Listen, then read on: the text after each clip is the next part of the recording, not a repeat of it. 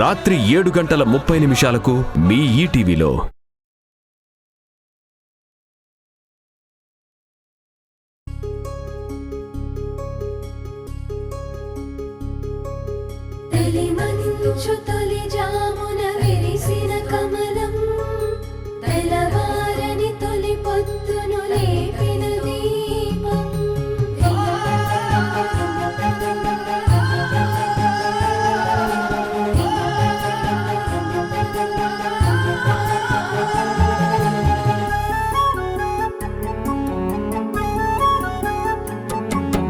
ఎవరో గీసిన బొమ్మ, ఎవరో ఇచ్చిన జన్మ, అమ్మోరి బడిలోన ఈ కొమ్మకి.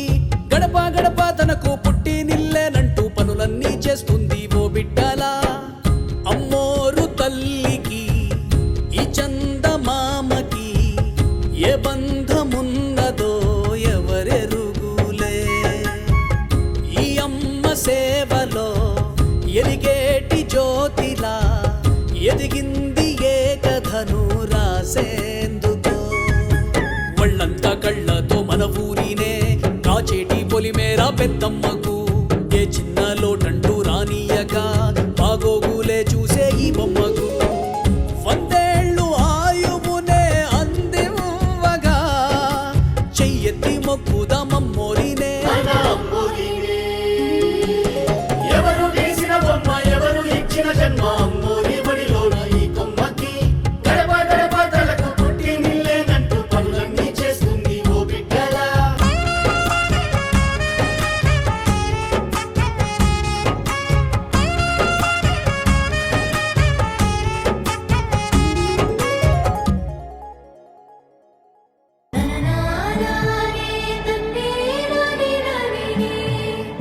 నాన్న, అమ్మవారు చూడు ఎంత అందంగా ఉన్నారో. ఆ అమ్మ ప్రతిరూపానివే నువ్వు తల్లి.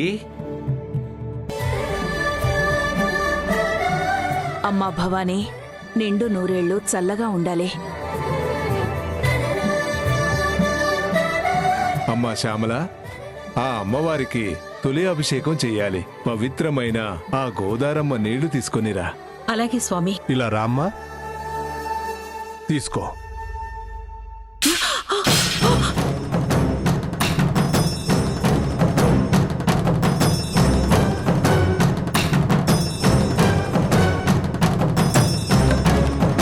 అయ్యో క్షమించమ్మా.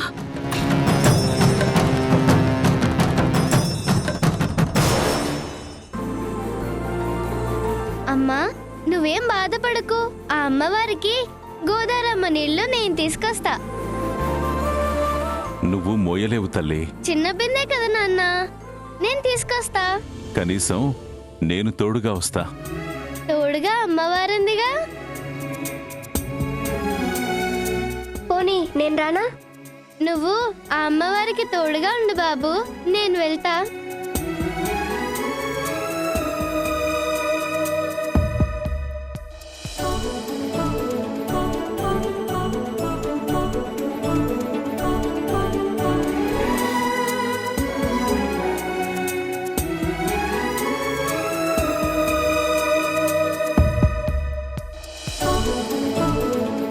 అమ్మా, నిన్ను కూడా అమ్మవారి దగ్గరికి తీసుకెళ్తాను, దీవించు.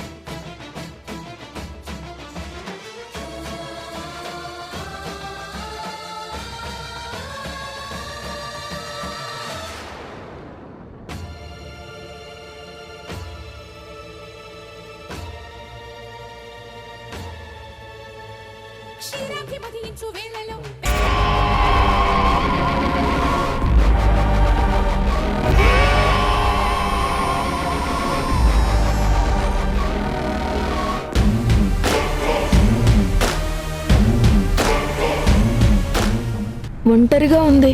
మా నాన్న దగ్గర చూసింది ఈ అమ్మాయి మీద ప్రయోగిస్తే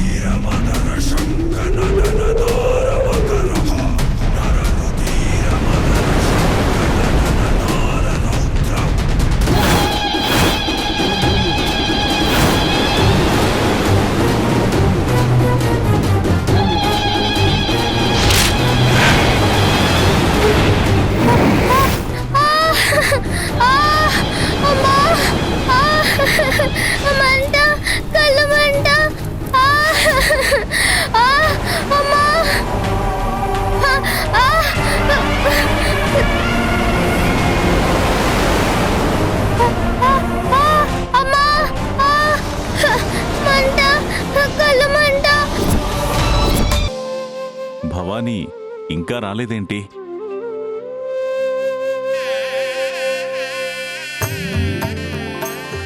అదిగో భవానీ వచ్చింది.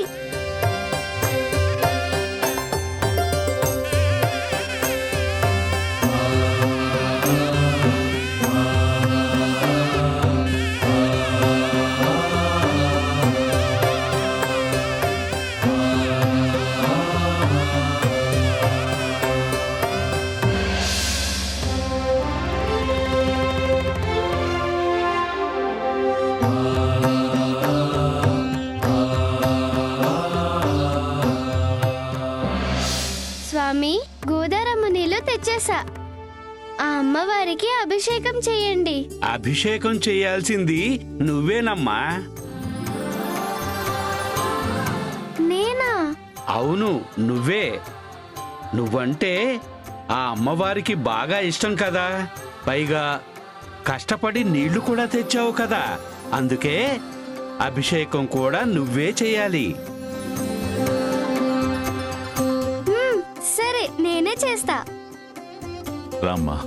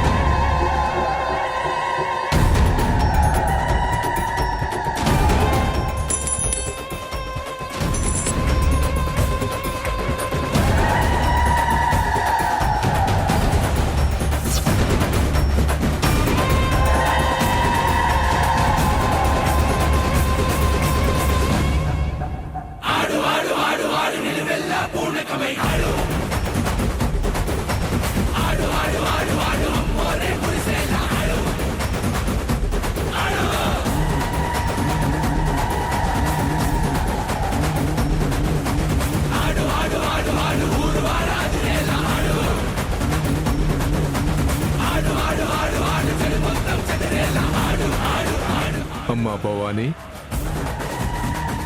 ఆ అమ్మవారి పాదాల దగ్గర దివ్య తేజస్సుతో వెలుగుతున్న ఆ ముక్కెర తీసుకురా తల్లి.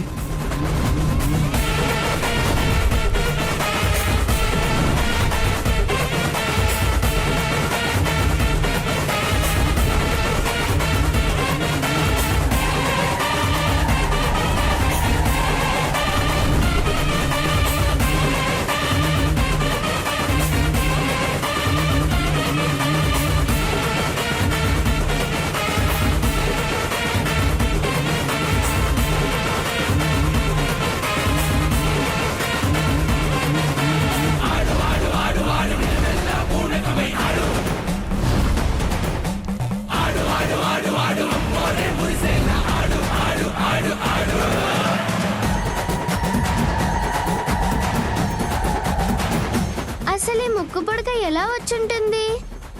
ఎలా అంటావేంటమ్మా, సాక్షాత్తు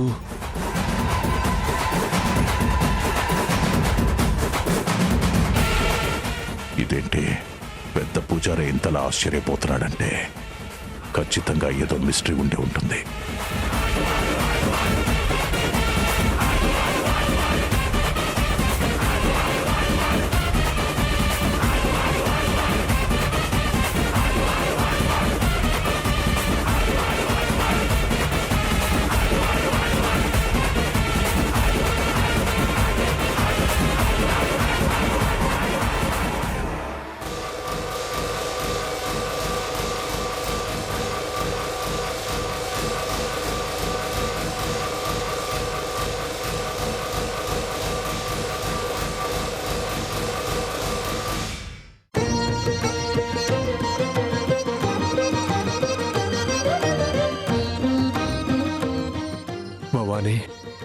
నీది మామూలు జన్మ కాదు తల్లి.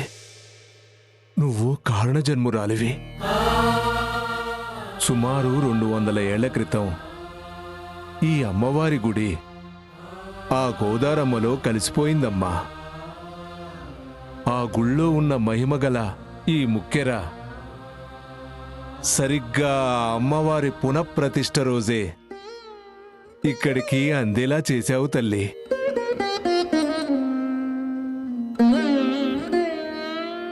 అంటే బిందెలో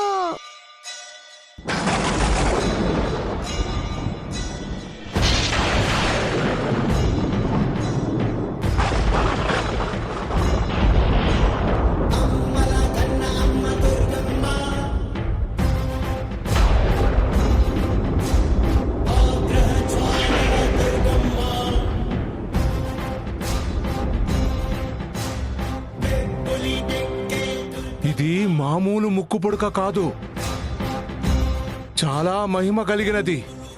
ఇది ఉన్న ఊరు ఎల్లవేళలా పాడి పంటలతో పచ్చగా ఉంటుంది. సృష్టికి ఆధారమైన ఆ పంచభూతాలు సైతం దీని ఆధీనంలోనే ఉంటాయి. ఇది ఎవ్వరి దగ్గర ఉంటే వాళ్ళు అష్టైశ్వర్యాలతో తొలతూగుతూ నిండు నూరేళ్లు రాజులా కాదు మహారాజులా బతుకుతారు. ఇంతటి మహిమలున్న ఈ ముక్కు పుడక అమ్మవారు వెలిసిన రోజునే దొరకటం దైవ సంకల్పమే. అందుకే దీనిని ఈ క్షణమే ఆ అమ్మవారికే అలంకరిద్దాం. అమ్మా భవానీ, ఇది కూడా ఆ అమ్మవారికి నువ్వే అలంకరించు తల్లి.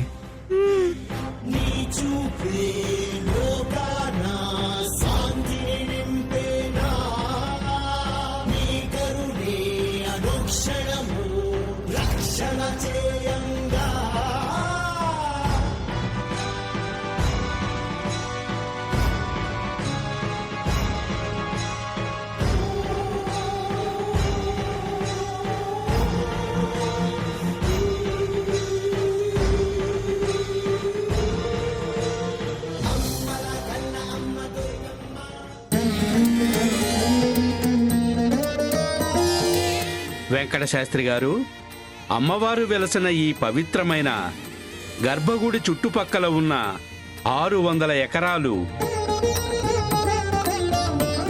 నా కొడుకు మహేంద్రవర్మ పేరు మీద, అమెరికాలో ఉంటున్న నా కూతురు ఛాయాదేవి పేరు మీద ఆ అమ్మవారికి రాసిస్తున్నా.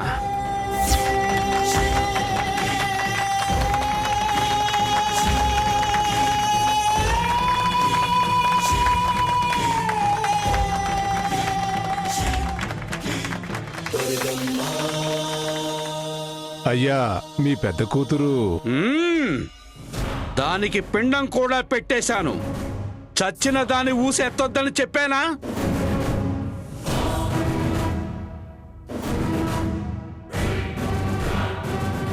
నాన్న, 600 ఎకరాల భూమంటే ఇప్పటికే చాలా. పోయేటప్పుడు పట్టుకుపోతామా? అది అమ్మవారిచ్చిన భూమే కదా, తిరిగి అమ్మవారికే ఇచ్చేస్తున్నాం.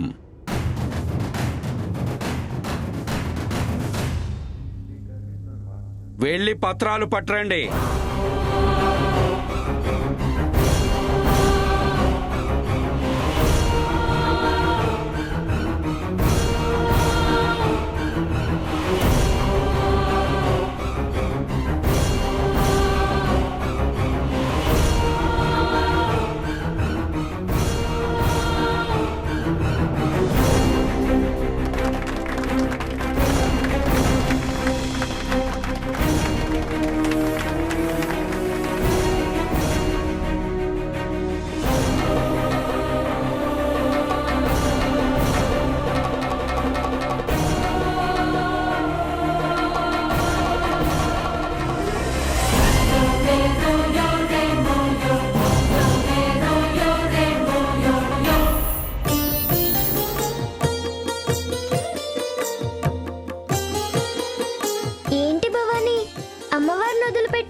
రావాలనిపించట్లేదా? అవును బాబు, ఆ అమ్మవారిని అలా చూస్తూ ఉండిపోవాలనిపిస్తుంది. ఒక పని చేయి, ఇలాంటి విగ్రహం చేసుకుని ఇంట్లో పెట్టుకున్నాం అనుకో, రోజు చూసుకోవచ్చు. నన్ను ఏడ్పించడం అంటే మీకు భలే సరదా కదా బాబు.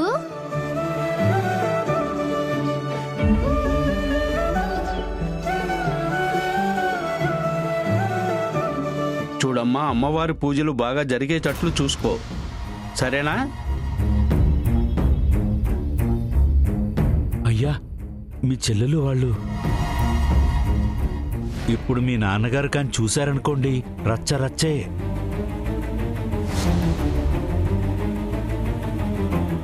నాన్నా,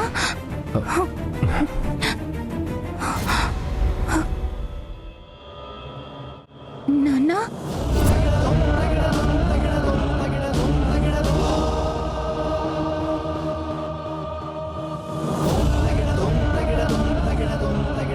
నాన్న 12 ఏళ్ళు అవుతుంది నాన్న, నువ్వు నాతో మాట్లాడి ఇంకా నీ కోపం చల్లారలేదా? నేను చచ్చే వరకు చల్లారదు.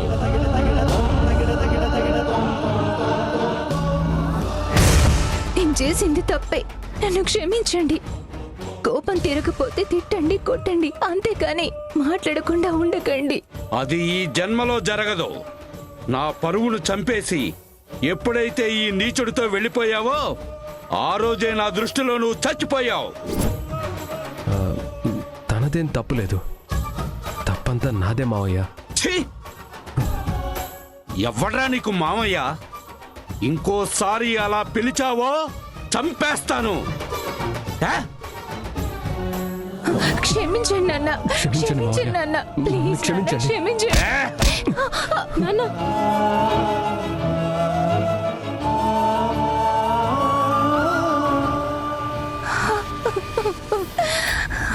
నన్ను తాకే అర్హత కూడా మీకు లేదు.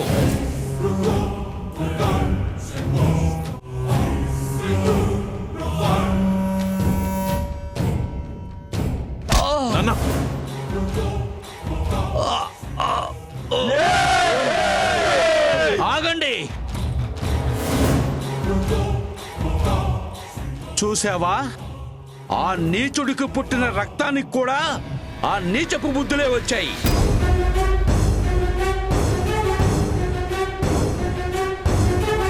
ఈ ఊరి మొత్తానికి చెప్తున్నా, వారి మంచి చెడ్డలకు ఎవరు వెళ్ళినా మీకు అదే గతి పడుతుంది.